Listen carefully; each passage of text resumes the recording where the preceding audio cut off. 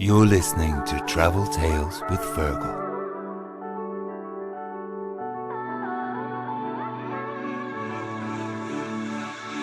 Hello, my name is Fergal O'Keefe and you're very welcome to the podcast. We've a great guest today for people who are interested in adventurous travel off the beaten track. My guest is Thom Breathnach, who's the travel editor of the Irish Examiner. So I found it really fascinating to see what 5 places would Thom pick from his travels from all over the world. Thom shares some great tales from America, Iran, South Africa and Switzerland, to name a few spots. Thom is very much into conservation and loves travelling into the wilds of nature, and he wanted to make his first trip post-pandemic to be a very special one, so I loved hearing about his recent trip to Churchill, Manitoba in Canada, which is known as the polar bear capital of the world. So let's hear now from Thom about his great travel tales. Thom, It's great to see you. I'm delighted. Eventually I've got you on the podcast. Yeah, it's fantastic to be here, Fergal, and join a illustrious list of predecessors before me. Good, great company. And you know, you're as a travel writer, and you look like a travel explorer. You've got amazing jumper on you there. So where is that from? Oh yes, this is my it's an Icelandic sweater which I bought in Reykjavik a couple of years ago, and these are one of those things where you go into the stores in Reykjavik and you go, oh, that's actually not a bad deal for like for Reykjavik. Or you're like, that's not a bad deal for €65, and then you realize you've forgotten the decimal and it's like 650 or something. But I think this was maybe it was still an extravagance, but worth it in the end, because it was a lazy Irish wind won't go through it. It was worth the investment. Actually, the most expensive meal I ever had was it was a bit like that in Reykjavik. I can't remember. I've blocked out what it cost, but I remember the way if you have a really good meal and it's expensive, you go, it's worth it. But this time I went, it's not worth it. Yeah, Icelandic fare was pretty good, but not necessarily worth the price tag. But then again, I guess it's so expensive up there to farm everything and what have you. And actually, just while we're talking about there, did you like the place though? It's a rocking town, isn't it? Reykjavik is great. I've been there in the summer. I was actually there for the Euros when they were playing France for that match a couple of years ago. So that was a great buzz.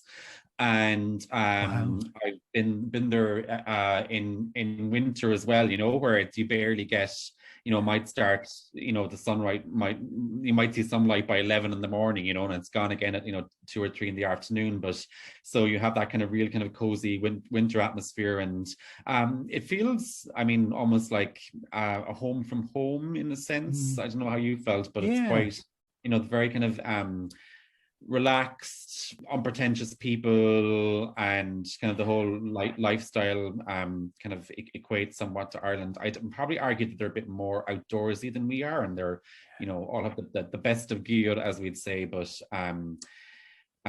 sadly not as close as it once was with the kind of fall of WoW Air. It felt so just up the road, everybody was going to Iceland, which was causing its own issues again. But you can still get there with Iceland Air, but it definitely became a bit of a stomping ground of mine for a while, because I was flying to the States quite a lot too, and would go through Reykjavik.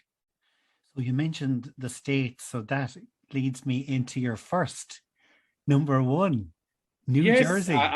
And a nightly suggestion, but of my 5 today. But I wanted to choose New Jersey and the Garden State, because I guess that's what started the travel bug for me back when I was 19. I had never really traveled outside Ireland growing up. We were the family who would head down to the Ring of Kerry. We had a caravan and a Ford Fiesta, and I would be like mortified that like caravan was going to capsize the Ford Fiesta every summer as we kind of towed off. But so when I was 19, I made my first solo trip overseas. I had gone to Paris, I think, the year before, when I was 17, so a little bit before that. So my first major trip was to New Jersey on a J1, which I guess is the cliche rite of passage for many an Irish student. And I subsequently went on to spend 4 summers in New Jersey and in Cape May County, so the very southern peninsula of the state, kind of opposite Delaware. And I guess I'll even still, with all the traveling I've done in the meantime, I'll still never, forget that utter adrenaline of initially, you catch. I mean, I guess you see some land in Canada first of all, and it seems to go on forever, and then suddenly some little villages or towns in Quebec come into view, and then you're over the States anyway. And I guess eventually I made it to I remember seeing all the spaghetti junctions of northern New Jersey and like metropolitan New York, and seeing like the States beneath you, which is still a buzz to this day. But that first time, like landing in Newark in the heat of the summer and heading into Manhattan in the evening, we all would stay, I think, for the first night in Columbia University. Yeah. It's just, I guess, growing up, everything about the States is so iconic to Irish people. So every experience was iconic, seeing a deli, exactly. A limousine, like every possible sight felt like, like I was in a movie. And it took, I would say, weeks and weeks for that like initial energy to kind of subside. I never tended to gravitate towards the States growing up in terms of wanting to go there. And it was purely down to, I think, an American convenience store was recruiting in UCC where I was studying at the time, and they were organizing accommodations. That was kind of what swung New Jersey. And so I ended up working there and kind of, I guess, starting this love affair that I've had with the States ever since. And so I've probably been, I'd say, 30 or 40 times over the years, through work. And then I was dating an American for a few years and living in Pennsylvania. And I've kind of lived probably 3 or 4 years, with all my bits and pieces. But New Jersey was a great place when you're young, and the kind of the beach life, and then kind of the access that, I mean, the thought of going to like driving to Philadelphia for a cheesesteak, because everyone from there was like driving when they're like 16 or 17, where we kind of had in that sense of liberty, maybe a slight, well, I had growing up in East Cork, a slightly more delayed adolescence, but so it was really an incredible experience. And I love I really love the kind of the positivity you get in general out of Americans and their reaction to you as an Irish person. And I think we're kind of lucky. I think we're kind of, uniquely positioned in Ireland, and that we have that sense of community in Europe and sense of belonging, and also in the States as well. We can kind of fit into both, or at least I kind of get that sense of home in both of them. You're describing my, I went to J1 to America, and you're describing it exactly as if it was me, because I went to New Jersey as well. Oh, go away. And I went to Wildwood. Oh, wow. Okay. I trained in Wildwood. So we did our like it was a Wawa convenience store. I don't know, they probably were there, I'm sure. Yeah. In my day. In Wildwood. Yeah, in Wildwood, I was gonna say, yeah. But do you know what's funny? When I was there, I never made it to Cape May. It was terrible. Imagine, like, Cape May was literally about 10 miles. Yeah, 10 miles. It was on my to-do list. On your bucket list, yeah. But I never made it. That's gas. I suppose it's pre-Google as well, so its proximity was never really I kind of knew, but it was just, but you describe, it was on my list, but I did that, I did the going up to Philadelphia to get the cheese steak, and I actually saw U2. They were doing Octung Baby. I was just reading about it because it's their 30-year anniversary. So I saw U2 in Philadelphia. Oh, unreal. Okay. And you're describing is that, and even being in New York, I forgot about Columbia University because I stayed there as well.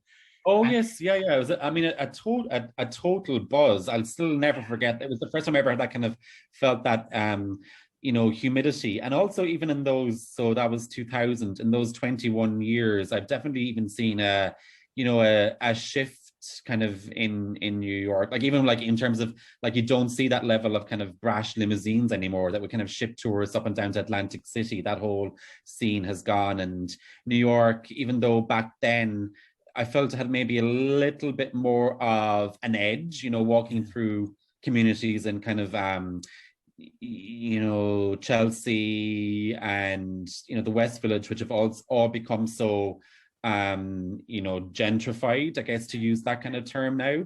So it's been definitely cool to see that way that New York has transitioned, as you would expect in 20 years, but you just don't really, you kind of sometimes see your adult life as just kind of one big chunk and a growing chunk, but it's definitely seen some changes.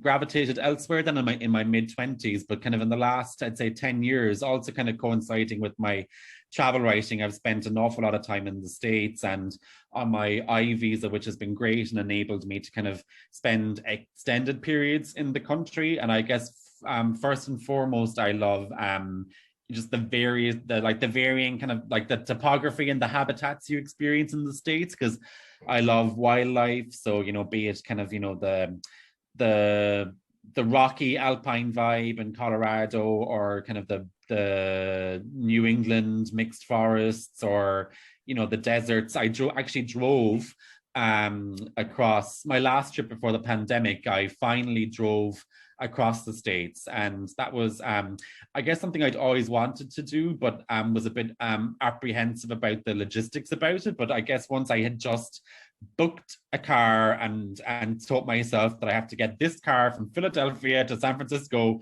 in about 2 weeks, you kind of figure out all the rest.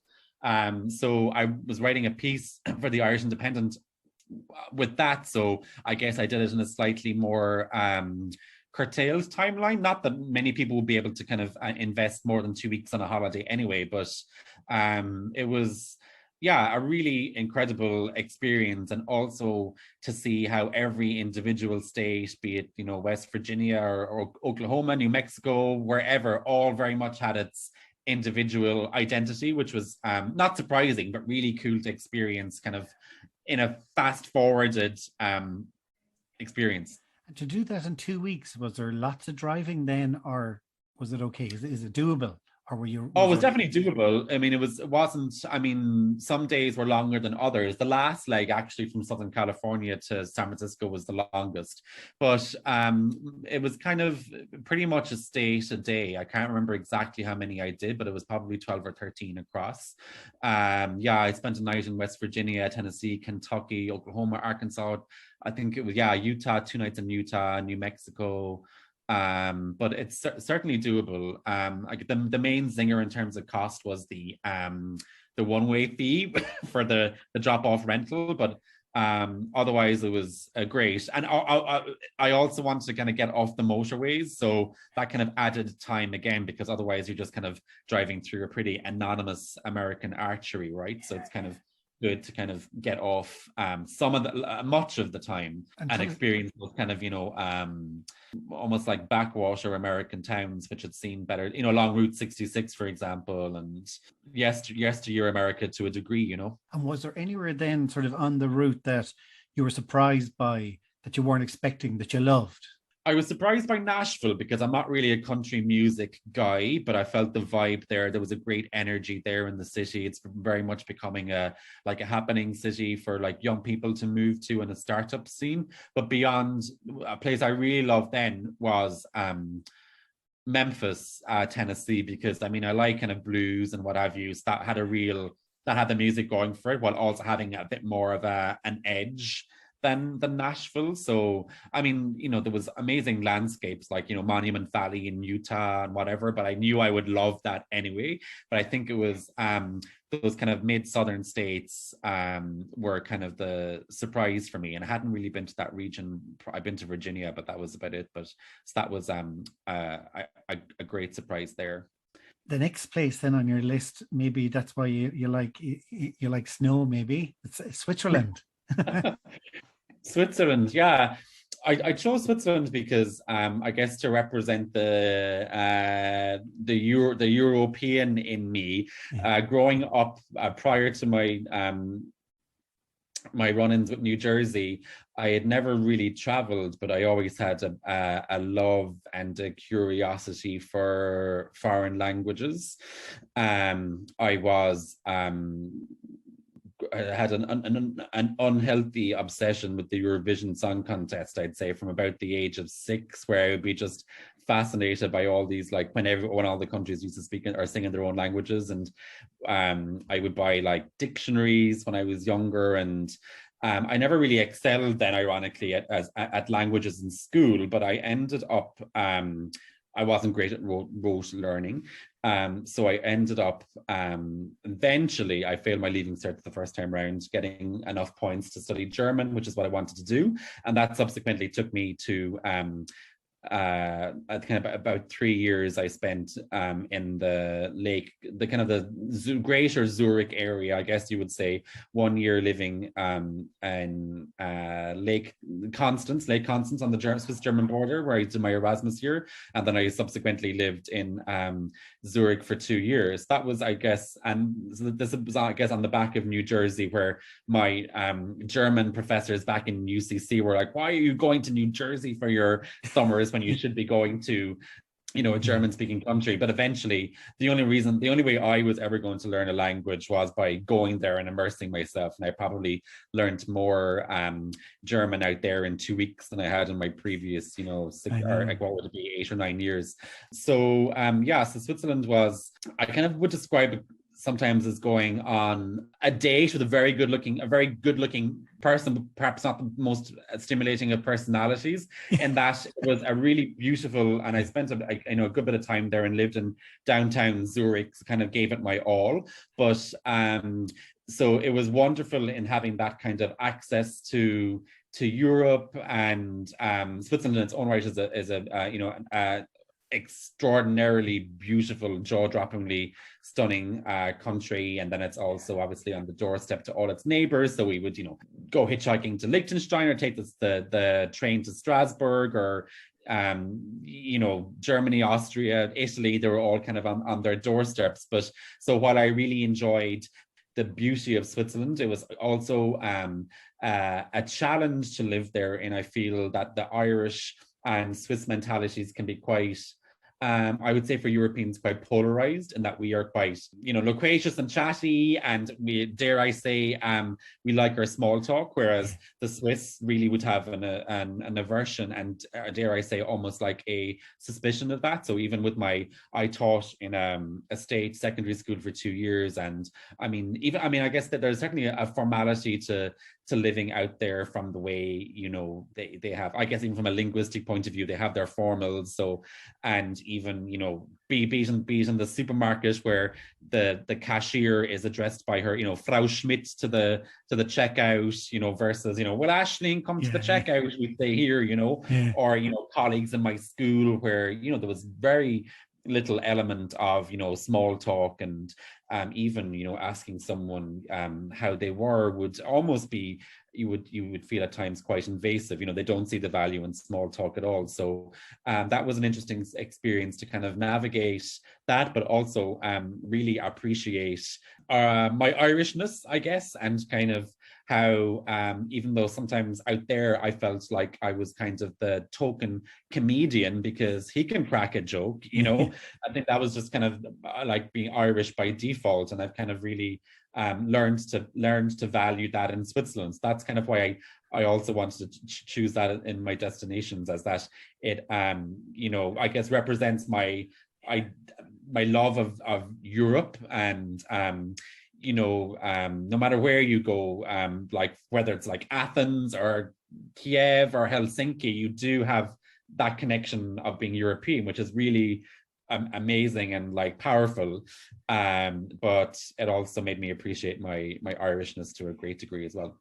And like, you're really in the center of Europe there, aren't you? Like, so you're really aware of how easy it is to go to completely different countries so easily. Yeah. No, for sure. And what's cool about Switzerland too, they have such a kind of a linguistic dexterity. You know, you hop on a train from, we'll say, Zurich to, you know, you could go through 3 languages if you're going from, you know, Zurich to Ticino in the Italian part, or Graubund, and if you go to Davos, where they'll have like messages in Romansh, or obviously French down in Geneva or Lausanne. So even the conductors, they have just incredible language skills, and each of those kind of 4 linguistic regions have their own identities, and then much more beyond that as well.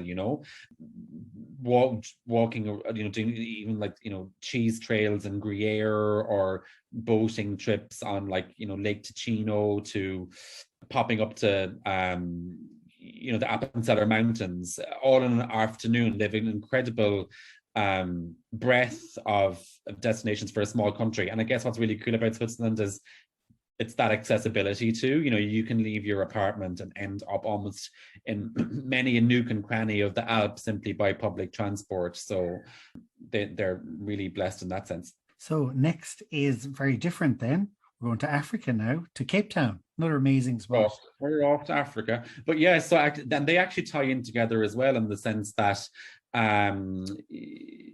I guess Switzerland was kind of during that whole kind of Celtic Tiger period, and I had the choice to maybe head back to Ireland, but I guess I slightly wanted to kind of rebel against that Celtic Tiger aspect occurring back in Ireland. So I decided to move down to Cape Town in South Africa. So I volunteered initially, on a standard trip with, I think that was organized through Use It, who are no more. Same crew I would have done my J1 through. I had heard in advance that Cape Town was a pretty amazing city beside that, but I don't think I no idea what I was in for in terms of like how amazing it really was.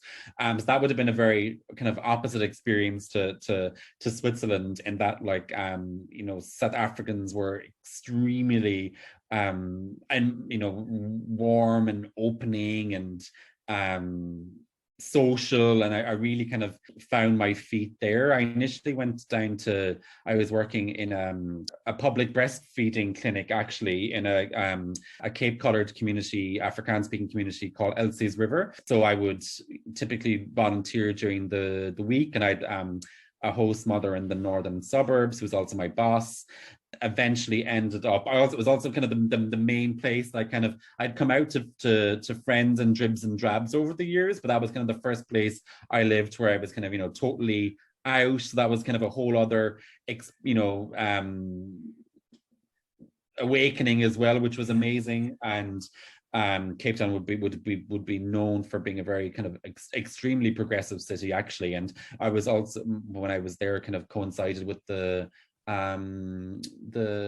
legalization of gay marriage in South Africa, when it was maybe the 3rd or 4th country, beyond Belgium, Holland, and Canada to legalize it. So that was kind of pretty special as well.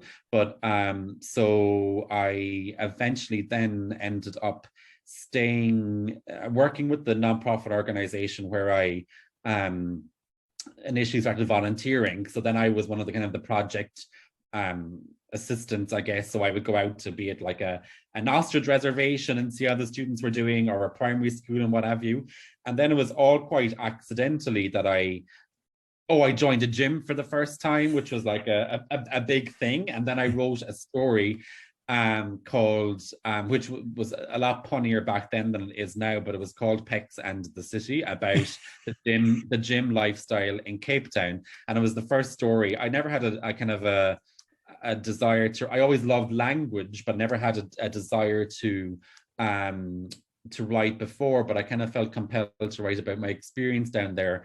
And the Mail and Guardian, one of the main newspapers, accepted it, and it was actually featured on all their kind of I think they're called newspaper placards, those kind of signposts that represent the headlines of a newspaper. So that, like, all around South Africa, there was like Pecs in the City placards on the Sunday, which was quite hilarious. And then I guess one thing led to another, and I eventually ended up interning for Men's Health magazine down there.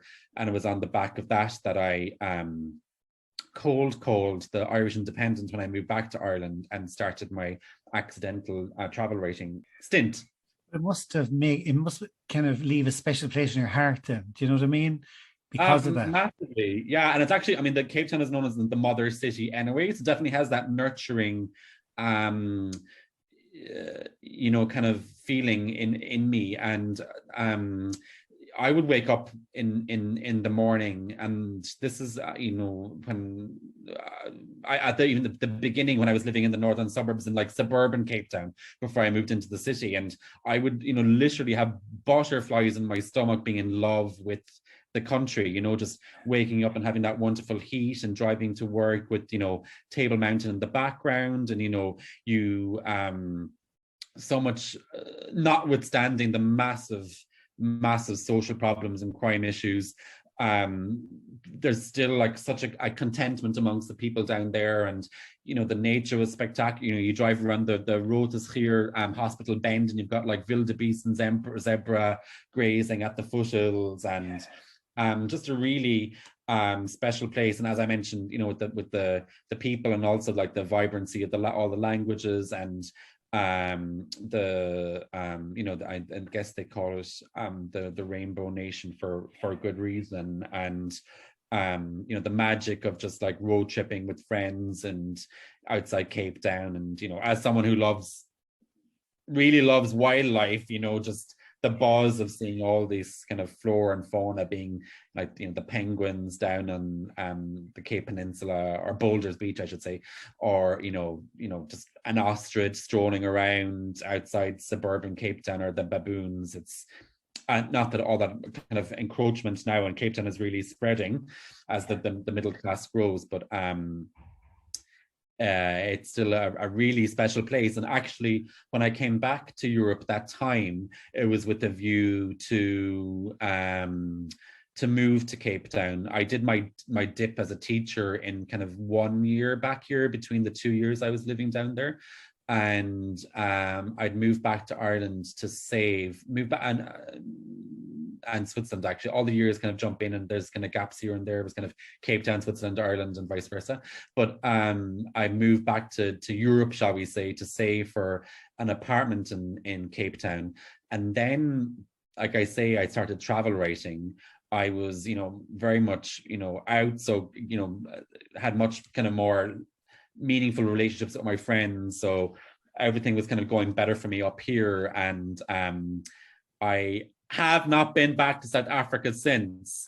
So and that is 11 years now, and probably ties into my kind of all or nothing personality, where I think, sure, I could have availed of press trips down through the years to Cape Town and elsewhere, but I think it's probably a little irrational on my part, but I probably would find it a bit traumatic just going down there on a 10-day press trip. But it's still very much my dream to. Nowhere's really touched there since. Would be kind of a dream to certainly, spend an extended period of time down there. I've kind of an elderly father at home, and kind of, you have that in the circle of life where you kind of have duties as a child, but it's I cannot wait to be making that long haul flight down to Cape Town again someday soon. I remember when I was there, being around the Franschhoek area and going, gosh, to have a summer house or a house here it's just such a stunning area. And I stayed in Cable Beach area around there, and it's just amazing. Like, absolute, kind of reminds you of Sydney a bit, that kind of vibe. But yes, I think they compare it to, I've been to Sydney, I haven't been to Miami, but they kind of compare those kind of three in terms of lifestyle. Plus, I think it's quite similar to Northern California as well, in terms of landscape. But yeah, and they have an incredible food scene. And what I loved about being in Cape Town back in 2006, 15 years ago now, my goodness, 15 and kind of 13 years ago, was I felt they were very much pioneer. Sustainability and free range and all that kind of ethical food and local food, and planting indigenous rooibos gardens was very much, Renosterfeld gardens was very much part of their rooibos is obviously the tea, but is very much part of their lifestyle down there. You'd call that kind of like, a few years ago that was being kind of, I guess, branded as kind of hipsterized living up here and in the States, but it was kind of very much a movement down in Cape Town. So I was kind of really grateful to have been kind of around that kind of scene back then. So you mentioned then that you're doing the writing, and obviously through that you've done press trips, and the one that you picked out of, oh, and I'm sure you've done many, but the one you picked is Iran. Iran, yeah. I guess I wanted to choose Iran in that, and I press trips are always generally gas. They're kind of like, Big Brother on tour for 6 or 7 days. But because they can be a little bit curated, I tend to kind of try to do my own thing as much as I can.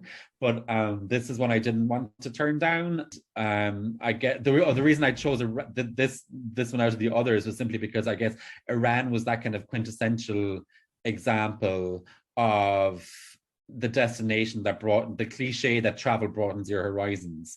So I guess I would have been apprehensive about travel. This was, and when it was just this time 2 years ago. Yeah, was that before the pandemic? In my, all our times are a bit off. Yeah, it was autumn, October 2019, so not too long ago. It was organized by the Irish Embassy, actually, as guests of the Ministry of Tourism. And, this had coincided with, I mean, obviously they've got a horrific, or, LGBT, Record. human rights record. So I was a bit iffy about that first start. And also, I think the week beforehand, this is the time that I think an Australian blogger couple had been jailed for flying their drone over what appeared to them as a pretty innocuous government site. So they were arrested and were thrown into some horrific pokey in Tehran. I think they've been released since, but I was certainly, that happens sometimes with places I go to. I remember, with the likes of Dubai, where, they've also, and Qatar, are very questionable human rights record, and you really wonder, or at times kind of resent maybe promoting tourism in those destinations, while you also kind of want to separate the politics of a country from its kind of natural kind of boons. But off I went anyway to Iran. It was an incredible but strange experience. I had a really uncomfortable scenario with immigration getting in, even though I was officially there as a guest of the state and with official people and what have you. But I was, called aside to one of those kiosks where some guy in Farsi wanted to question me more, and his English wasn't great, and my Farsi obviously wasn't great.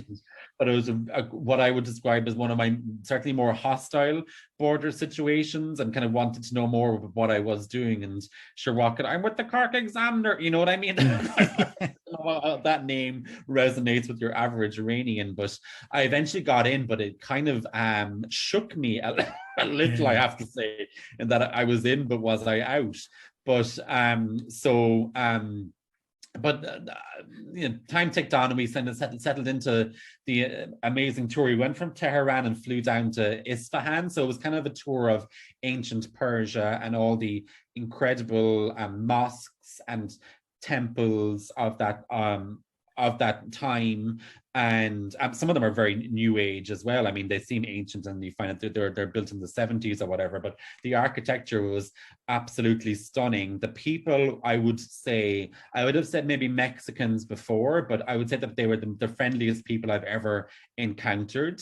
They have, there's kind of a lost in translation Iranian etiquette culture. It's called Tarav, where, I mean, it's kind of that kind of, those situations are kind of, oh, go on. And then after 3 times, you eventually accept the cup of tea, but if you accept it on the second time, it's a total no. So it's kind of tricky to kind of get to grips with what's right and what's wrong. But what was really unique, I felt, in Iran was people would come up to you, inquiring where you were from, with a general curiosity of where you were from. I had kids offering me ice cream. People would come up, and that's kind of that's hospitality aspect of Taraf.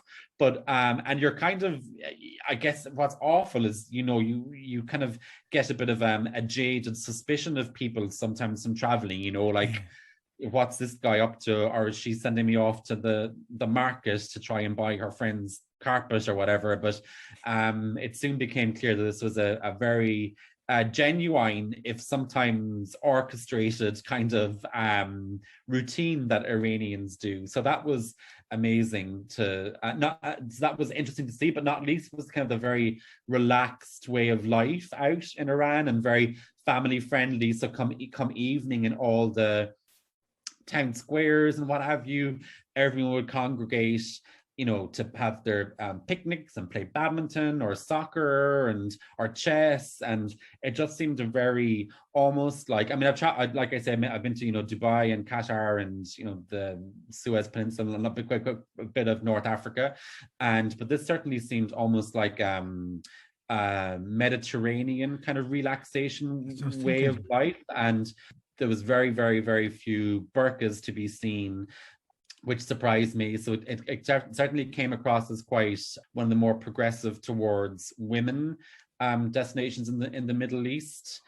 And, you know, Iran, would you recommend Iran to someone, you know, an adventurous traveler, as somewhere to go to as a holiday? Oh, I mean, I would wholeheartedly recommend it. Felt very safe. But in terms of safety and sites, food, obviously, I'd certainly recommend it. And it really kind of eroded kind of any preconceptions I may have for future destinations. I saw you, I think it was tweeting or it was Instagram or something, but you were saying that you really wanted to make your first trip away after, you know, now that we could go traveling, that you wanted it to be something special. So where did you pick? Churchill, Manitoba, the polar bear capital of the world. Glad you pronounced it. I was struggling with the pronunciation. Manitoba, yeah. So yes, like you say, I guess, I mean, I always appreciated travel. I didn't need kind of the pandemic to kind of give me that kind of sense of that, but I guess it did kind of crank up the idea that life is a bit shorter than maybe you may think. So for that first trip, I really wanted to kind of do something that I always really wanted to do, and that had some kind of meaning behind it for me, I guess. And so I'm not quite sure when, but I mean, I guess since the dawn of the internet, I had read of Churchill and how it's the southernmost migrating route in the world for polar bears on Hudson Bay in Canada. And every summer, one of the stronger polar bear subpopulations, once the ice melts, they become terrestrial for several months and converge on the land, which is now quite a small but established town called Churchill. And so I decided to head off. It all happened, you know, this is kind of something I'd looked into planning a year in advance, and was checking out you know, train journeys from Winnipeg to Churchill. It's a 2.5 day train ride, one of the only rail routes in the world which is built on permafrost. So it actually was destroyed by a very bad snowstorm during the pandemic, so it was out of action, for several months. It had actually been owned by Americans, with perhaps not a massively vested interest in its upkeep anymore. And so it's since been bought by a Native American cooperative. So the train line is back, but to make a long story short, I ended up, because of my timeline, I ended up flying there. So there was certainly a bit, as Greta would say, fleek scam, flight shame, flight guilt about taking three flights: Dublin, Toronto, Winnipeg, and Winnipeg, Churchill, to go on what's branded a conservation journey. I was with some of the world's leading polar bear scientists. So it was a pretty incredible experience to kind of land in this small little town where people have learned to live, you know, literally side by side with polar bears over the years. And they're you know, they've had fatalities in the past, but now have a very effective polar bear alert program, whereby if you see a polar bear coming into town, you simply call a hotline, and the local rangers, then they actually have what they call the polar bear jail. So it's an old airport hangar which has now been used as a polar bear catchment facility, and so polar bears are caught, sent there, kept for 1 month without food, so they, I guess, have a negative association with human contact, and then they're helicoptered out further into the wilderness. So, I mean, you can sure bump into them in the town, and there are curfews. I remember one night I was like, I wonder will I pop out now and see, I mean, would the Northern Lights be out now? And then I realized that it's 10 p.m. and yeah, I can't go outside. So that solved that. But I traveled with a company called Frontiers North, who they were the pioneers of this whole kind of tundra boggy tourism, where you could go out onto the tundra and kind of view the polar bears in a non-invasive way. And then they subsequently, some of their partners founded the International Polar Bears International, which has become the leading solely dedicated polar bear research facility and organization in the world. They have their headquarters there, which we checked out. And then we essentially headed out in the tundra for 3 days. So it was like a bus out to some depot, and then you hop on a tundra buggy, one of these, and then they've now just launched their first electric vehicle, which is pretty cool. Mm-hmm. And you head out for a couple of hours before this tundra buggy backs into what's called as the Tundra Lodge, almost like this kind of space lunar style train hotel of about 6 carriages in the tundra, where you stay for 3 days. I think it was probably the only time in my life that I didn't touch ground for 3 days. You know, you're not allowed outside for safety, obviously, because some of your listeners will probably know that polar bears are the only mammal said to actively to predate on humans. I know they've had some issues in Svalbard in Norway, where I also visited, with polar bear attacks on humans, and sadly they never end well for the polar bear either. So they obviously really want to avoid these scenarios. That was kind of the backdrop to that whole experience. Were they amazing seeing them in the wild, the polar bears? Yeah, they're immense. And you know, we arrived at nighttime on the tundra, and you know, checked into our buggies and our cozy kind of bunk accommodation, and how it works is you head out for 8 hours, then your buggy detaches from the lodge, and you kind of go on essentially a safari, right? But so we were all geared up to leaving in the morning at 8 o'clock, but I was actually in the dining carriage at night, relaxing, glass of wine, listening to a bit of music, and actually was finishing off my column for the Examiner. I always try and get I never managed to kind of clear my workload before I head away. But and it was when the laptop light went out, when I finally closed my laptop, that a bear just suddenly kind of lumbered past my window outside. So that totally, you know, caught me off guard and, like, you know, took my breath away. But so it turned out that there was a few bears who were denning out in the willows for the night. And then we subsequently went on to see, I would say maybe, I mean, they were very abundant, even though sadly their outlook is very dismal as a result of climate change. But we saw, perhaps over the course of 3 days, maybe 15 different bears, you know, then engaged in varying activity over the few days. So it could have been, you know, lone males, or a mother and cub, or a mother and 2 cubs, or and you know, they were, you know, playing and sparring and eating kelp. And it's quite fascinating. They come into Churchill to essentially rest up and try and conserve as much energy as possible until the snow freezes and they can go out and hunt again because polar bears need sea ice to hunt. Ringed seals are their main prey. And so they lose about a kg of weight every day. So while they're on land.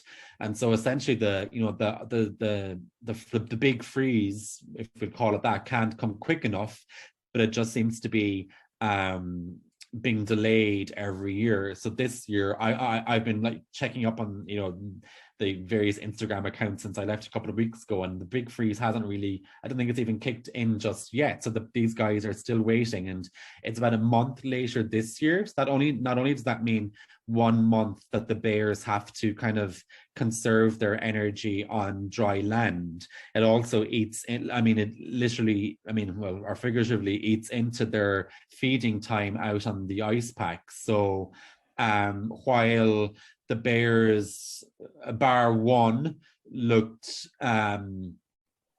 very healthy and in good fettle, our colleagues from Polar Bears International, as well as our guides, were saying that they're definitely seem to be getting smaller over the years.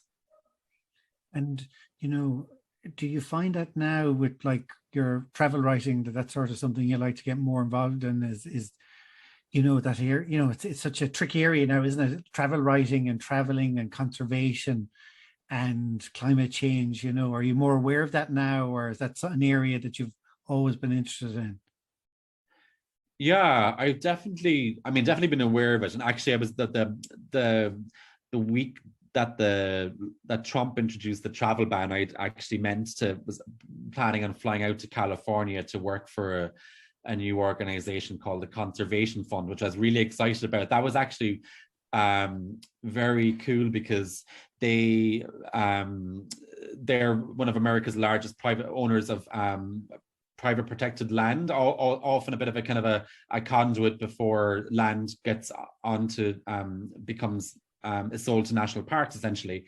And so they had just bought a region in Southern California, which had really gone viral on Instagram for what they call the poppy apocalypse. So every springtime, there's an explosion of poppies in this Southern Californian valley. And as a consequence, the town has been completely overrun by tourists and essentially Instagrammers, right? And they're, trotting through all this fauna to get or flora even, to get their pick. And so the Conservation Fund bought this land to protect it. But I guess but I've definitely always had an interest in wildlife and conservation, and trying to be, without also being aware of the massive irony of my own carbon footprint. I do at least try to certainly, I have a natural kind of leaning towards kind of wildlife and kind of low octane adventures in general, but the best, that trip to Manitoba, I got a much appreciated but smaller, shall we say, media discount. So it was a massive splurge on my part. But I guess my point here is that I remember camping in Algonquin National Park, maybe 3 hours north of Toronto before, and for $50 or whatever it was, camping with a pack of wolves howling as they made their way in around our tent. Now, that may have been a mile away, they may have been 10, how those howls like apparently can travel for miles. Still felt pretty close. But I guess what I'm saying is that kind of experience, you can get those incredible access to nature adrenalines for very little money too. So that's I guess where has always been a kind of a preference of mine. That's like my ultimate thrill, seeing a wild animal somewhere. I typically tend to try and find a new destination, and where can I see a moose? Maybe there's there's definitely kind of kind of an obnoxious, almost kind of wildlife colonialism about it. Like, where can I go next to see, to take this off my list? You know what I mean? There's something kind of vulgar about it, but it could be worse, I guess. Yeah, exactly. That's a good vice. A vice. You love seeing wild animals in the wild, as vices go. It is, but I suppose, like I was saying earlier, with the 7 billion of us who will never see the inside of an airplane, there's still 1 billion of us traveling every year, and it had been growing exponentially prior to the pandemic. I'm sure it'll kick off again, and with population growth, you do kind of wonder, if everyone is going.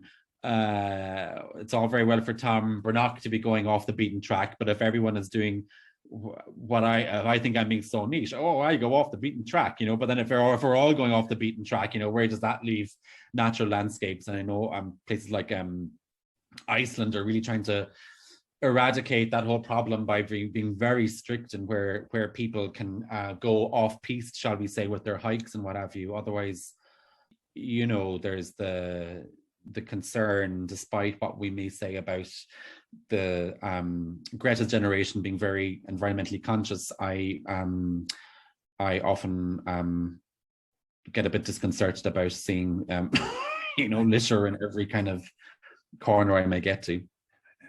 So thank you so much, Thom, for this. I've taken so much of your time. There's one question which I forgot to say to you, actually, which I ask everybody. Oh, yeah. And it's, if you close your eyes and take 4 deep breaths, where is your happy place and why? And it could be anywhere. Okay. I think I'm a real the German I'm probably sure it's same in English. I'm sure the journey is the destination kind of guy. So I actually think nothing. For me, I love the idea of sitting into a new rental car, slamming that door. It's probably usually in North America, because I love that kind of landscape and just that sense of you are our friend or whoever, but like in that kind of refuge of a car, heading off on a great adventure and not knowing what's ahead of you. Yeah. And are you really comfortable traveling on your own then? Yeah, massively. I mean, whether it's with like a boyfriend or a friend or by myself, they all have their advantages, right? It's always it's always a buzz to kind of share those experiences with people, and that's probably one of the best things about my job, that I've been able to share this with like some of my best friends and what have you.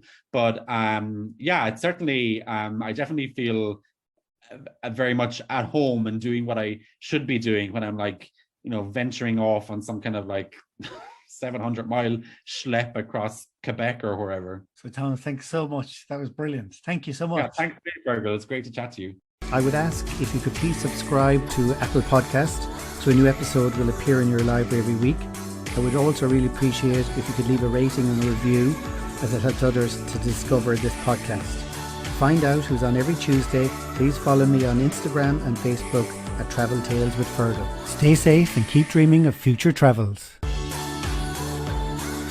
Travel Tales with Fergal.